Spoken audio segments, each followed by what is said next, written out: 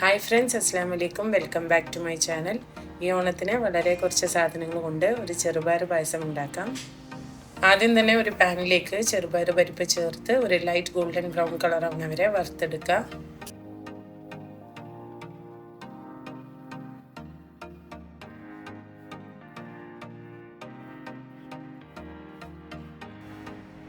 ഇനി ചെറുപയർ പരിപ്പ് കുക്കറിലേക്ക് മാറ്റാം. എന്നിട്ട് 2 കപ്പ് കട്ടില്ലാത്ത തേങ്ങാപ്പാൽ ചേർത്ത് 5-6 വിസിൽ വരുന്നവരെ വേവിക്കാം.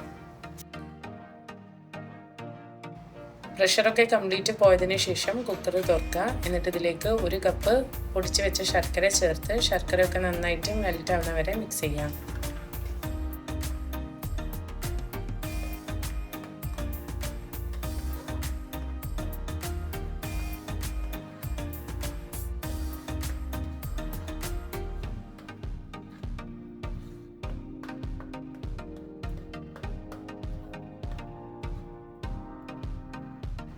ഇനി ഇതിലേക്ക് 1 നുള്ളു ഉപ്പും 1 ടീസ്പൂൺ ഏലക്ക പൊടിയും കൂടി ചേർത്ത് നന്നായി മിക്സ് ചെയ്യാം.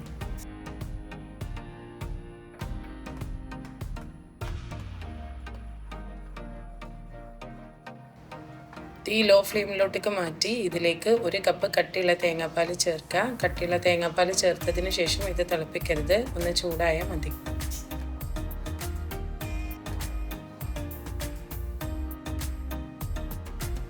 ഇനി ഒരു പാനിൽ 2 ടേബിൾ സ്പൂൺ നെയ്യ് ചൂടാക്കുക. ഇതിലേക്ക് ചെറിയ കഷ്ണങ്ങളാക്കി മുറിച്ച തേങ്ങാക്കൊത്ത് ചേർത്ത് ലൈറ്റ് ബ്രൗൺ കളർ ആവുന്നവരെ ഫ്രൈ ചെയ്യുക.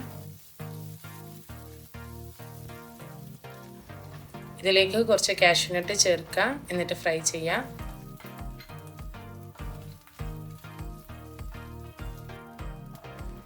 കാഷ്യൂനട്ട് ഒരു ലൈറ്റ് ബ്രൗൺ കളർ ആകുമ്പോൾ ഇതിലേക്ക് ഉണക്കമുന്തിരിയും കൂടെ ചേർത്ത് ഫ്രൈ ചെയ്യാം.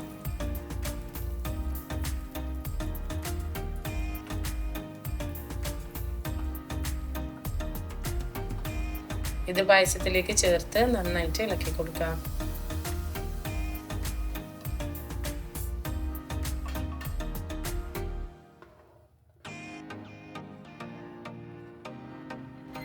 അപ്പോൾ നല്ല ടേസ്റ്റി ആയിട്ടുള്ള ചെറുപയർ പായസം ഇവിടെ റെഡി ആയിട്ടുണ്ട്. ഈ ഓണത്തിന് ഈ ചെറുപയർ പായസം ഒന്ന് ട്രൈ ആക്കി നോക്കൂ.